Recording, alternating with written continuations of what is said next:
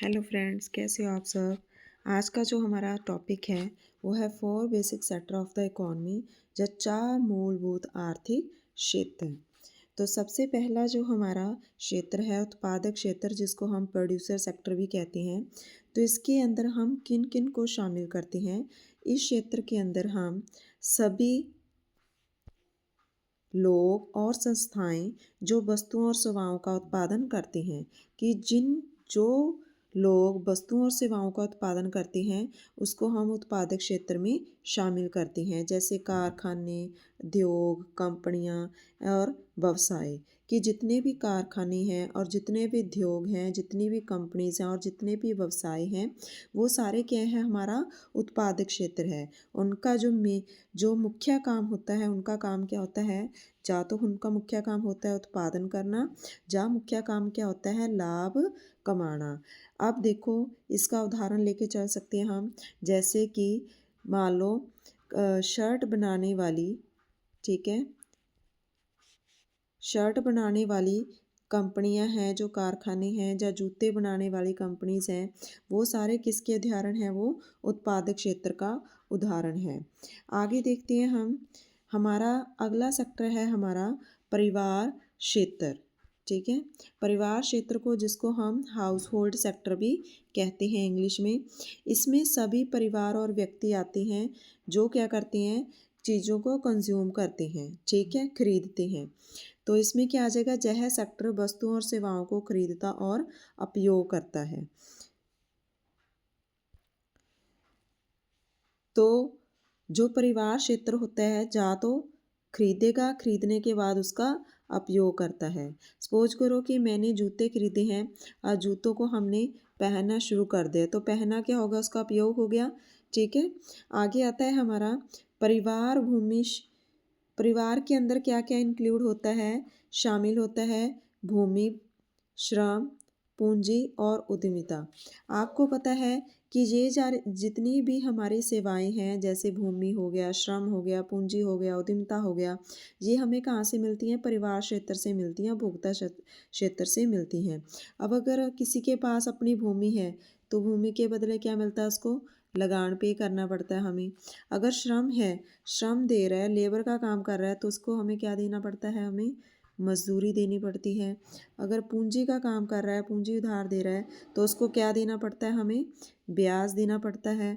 लेकिन अगर उद्यमिता का काम कर रहा है तो उसको क्या मिलता है, लाभ मिलता है, अगर कोई अपनी कंपनी चला रहा है तो ये सारी चीज़ें हैं जो हमें परिवार क्षेत्र से मिलती हैं। और परिवार क्षेत्र इसके बदले में क्या मिलती है, उनको आय मिलती है। ठीक है, आय में भूमि की आय कौन सी है, लगान।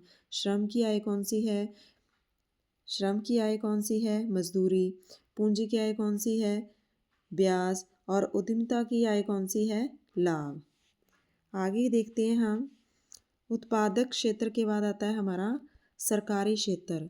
सरकार जन कल्याण सेवाएं प्रदान करती है, शिक्षा, स्वास्थ्य, सुरक्षा और न्याय व्यवस्था।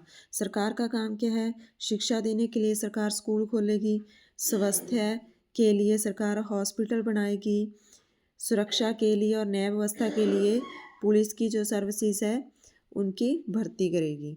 तो ये सारे काम कौन करती है, सरकार करती है। सरकार अपनी जन कल्याण की सेवाएं दे रही है।